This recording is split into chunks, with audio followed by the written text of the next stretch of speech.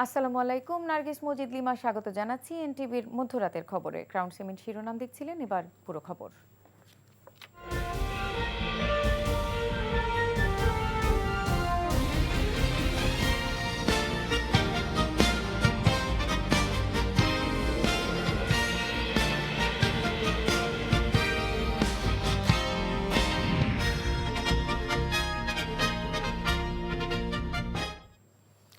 আওয়ামী লীগের দুঃশাসন পেছনে ফেলে মানুষ বড় পরিবর্তনের অপেক্ষায় মন্তব্য করে বিএনপি চেয়ারম্যান তারেক রহমান বলেছেন, 12ই ফেব্রুয়ারি নির্বাচনের মধ্য দিয়ে এ পরিবর্তনের সূচনা হবে।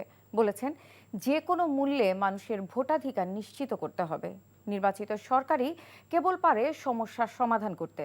ধানের শীষের পক্ষে ভোট চেয়ে তিনি বলেন, যতবার বিএনপি নির্বাচনে জয়ী হয়েছে ততবারই দেশের উন্নয়ন হয়েছে, পরিবর্তন হয়েছে সাধারণ মানুষের ভাগ্যের। শুক্রবার সন্ধ্যায় রাজধানীর ভাসানটেকে নির্বাচনী জনসভায় এসব বলেন তারেক রহমান। জানাচ্ছেন ইমরুল আহসান।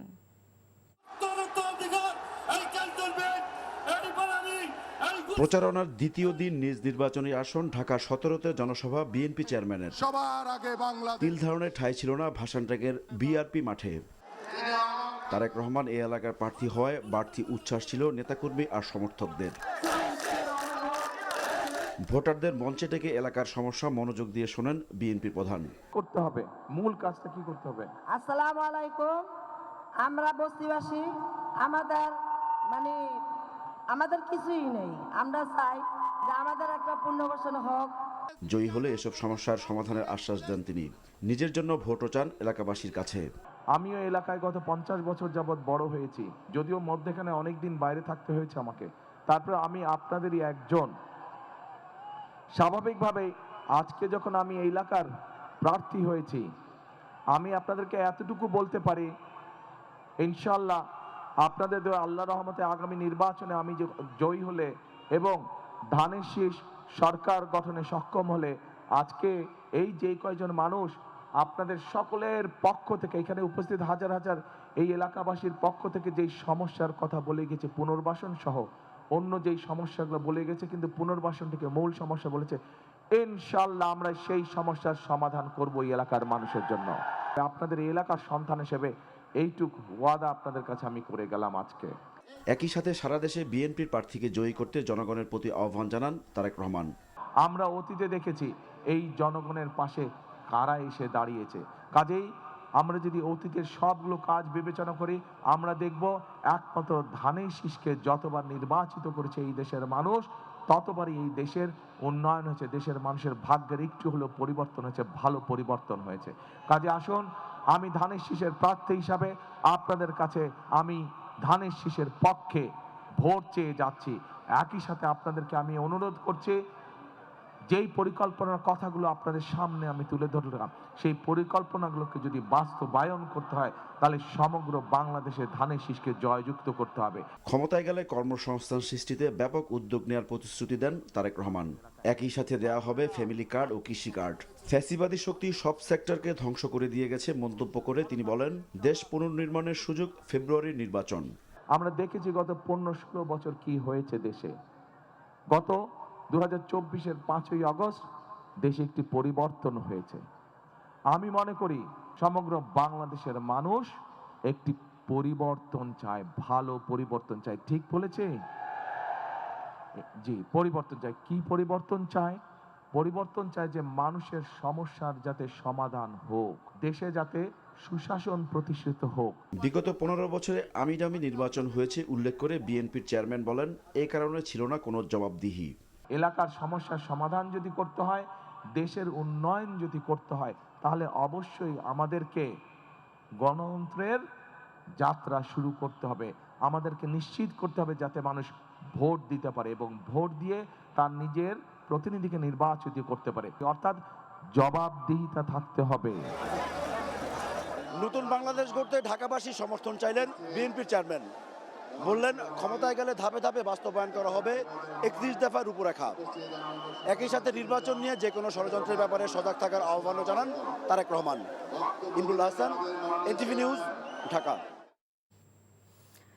ক্ষমতা পেলে উত্তরবঙ্গের সর্বপ্রথম তিস্তা মহাপরিকল্পনা বাস্তবায়ন করা হবে বলে জানিয়েছেন জামায়াতে ইসলামের আমির ডাক্তার শফিকুর রহমান। বলেন, উপেক্ষিত উত্তরবঙ্গকে কৃষিভিত্তিক শিল্পের রাজধানী ঘোষণা করা হবে।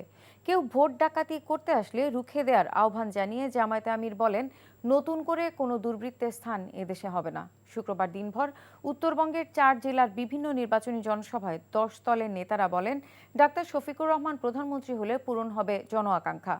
জুবাইর প্রধানের রিপোর্ট, ছবি তুলেছেন ফরিদ আহমেদ ভুইয়া। প্রচারণার দ্বিতীয় দিনে জামাত আমিরের নির্বাচনী সফর সীমান্ত ঘেঁষা পঞ্চগড় জেলায়। সকাল 9টায় সমাবেশ শুরু হওয়ার কথা থাকলেও ভোর থেকেই আসতে থাকেন 10 দলের নেতাকর্মীরা। সমাবেশ শুরুর আগেই কানায় কানায় পূর্ণ হয়ে ওঠে পঞ্চগড়ের চিনিকল মাঠ। উত্তরবঙ্গকে কৃষিভিত্তিক শিল্পের রাজধানী বানাতে চায়, বন্ধ চিনিকল খুলে দিতে চাই, শ্রমিকদেরকে কর্মক্ষেত্রে আমরা ফিরিয়ে নিতে চাই। ভাই, আমাদের কাছে কোনো কার্ড নাই, আপনারা সবাই ভাই বোনেরা আমাদের কার্ড। সমাবেশে জামাত আমির বলেন, কেউ ভোট ডাকাতি করতে আসলে রুখে দেওয়া হবে। নতুন করে কোনো দুর্বৃত্তের স্থান এদেশে হবে না বলেও হুঁশিয়ারি দেন তিনি। বলেন, অনেকের মতো দেশের মানুষকে বিপদে ফেলে পালিয়ে যাবে না জামাত। এই দেশ থেকে বৈষম্য, অবিচার, দুর্নীতি, চাঁদাবাজি, দখলদারি, স্বৈরতন্ত্র বিদায় নিয়ে ন্যায় এবং ইনসাফ ভিত্তিক আধিপত্যবাদ মুক্ত, দুর্নীতি মুক্ত, দুঃশাসন মুক্ত মানবিক বাংলাদেশ সৃষ্টি না হওয়া পর্যন্ত আমাদের লড়াই অব্যাহত থাকবে। মানসম্মত সেবা এখানেও নিশ্চিত করা হবে। বলবেন এত টাকা কোথায় পাবেন? ওই যে চুরি করে আমাদের 28 লক্ষ কোটি টাকা বিদেশে নিয়ে গেছে, ওগুলো ওদের পেটের ভিতরে হাত ঢুকে আমরা বের করে আনবো ইনশাআল্লাহ। আর আগামীতে কাউকে আর চুরি করতে দেওয়া হবে না। উত্তরবঙ্গকে ষড়যন্ত্র করে পিছিয়ে রাখা হয়েছে জানিয়ে জামাত আমির 64 জেলায় মেডিকেল বিশ্ববিদ্যালয় স্থাপনের প্রতিশ্রুতি দেন। আগে জনসভায় এবং নির্বাচনী প্রচারণায় দলীয় প্রধানের উপস্থিতি উজ্জীবিত করছে দলটির নেতাকর্মীদের। জামাতের পাশাপাশি 10 দলীয় জোটের প্রার্থী যারা রয়েছেন তারাও ভোটে এগিয়ে থাকবেন এই সমাবেশ থেকে, এমনটাই অঙ্গীকার করছেন দলটির নেতাকর্মীরা। এরপর দিনাজপুর, ঠাকুরগাঁও এবং রংপুরের জনসমাবেশে অংশ নেন জামাতের দলীয় প্রধান। সমাবেশে জামাত আমির উত্তরবঙ্গকে বেকারমুক্ত করার অঙ্গীকার ব্যক্ত করেন। প্রত্যেক নাগরিককে দেশ গড়ার কারিগর হিসেবে গড়ে তোলা হবে জানিয়ে জামাত আমির বন্ধ হয়ে থাকা চিনিকলগুলো চালু করে শ্রমিকদের কর্মক্ষেত্রে ফিরিয়ে আনার প্রতিশ্রুতি দেন। এই নদীকে জীবন ফিরিয়ে দিতে হবে। নদী জীবন ফিরে পেলে উত্তরবঙ্গ জীবন ফিরে পাবে ইনশাআল্লাহ। তাই তিস্তা পরিকল্পনা বাস্তবায়নের কোনো বিকল্প নাই। কার ভালো লাগলো আর কার লাগলো না এগুলা দেখার আমাদের সময় নাই। আল্লাহ যদি আমাদেরকে দায়িত্ব দেন, আমরা কথা দিচ্ছি উত্তরবঙ্গের সর্বপ্রথম আমরা ওখানেই কুদাল দিয়ে কূপ দিব ইনশাআল্লাহ। আপনাদের পণ্যের ন্যায্য মূল্য নিশ্চিত করা হবে, পণ্য সংরক্ষণের যথাযথ ব্যবস্থা করা হবে। যুগ বহুদূর এগিয়ে গিয়েছে, আমরা আধুনিক প্রযুক্তি নির্ভর কৃষি শিল্পের বিপ্লব ঘটাবো ইনশাআল্লাহ। সমাবেশে 10 দলীয় ঐক্যের শীর্ষ নেতারা বলেন, নতুন করে ফ্যাসিবাদ জন্ম নিতে চাইলে তাদের 5 আগস্টের মতো প্রতিহত করা হবে। জুবাইর প্রধান, এনটিভি নিউজ, রংপুর। 10 দলীয় জোটের গণজোয়ারে আতঙ্কিত হয়ে একটি দল এখন উল্টাপাল্টা বক্তব্য দিচ্ছে বলে অভিযোগ করেছেন এনসিপির আহ্বায়ক নাহিদ ইসলাম।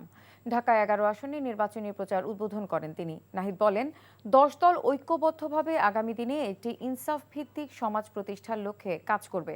এবারের নির্বাচনকে প্রকৃত দেশপ্রেমিকদের সংসদে পাঠানোর নির্বাচন উল্লেখ করে তিনি বলেন, 12 ফেব্রুয়ারির নির্বাচনের মাধ্যমে জনগণের প্রকৃত বিজয় ছিনিয়ে আনা হবে। ঢাকা 11 আসনের জনগণের প্রতিশ্রুতি দিয়ে তিনি বলেন, নির্বাচিত হলে চাঁদাবাজি ও সন্ত্রাস সম্পূর্ণভাবে নির্মূল করা হবে।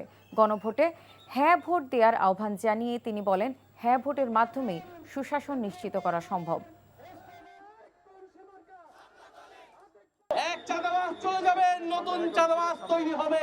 এর জন্য আমরা রক্ত দেই নাই।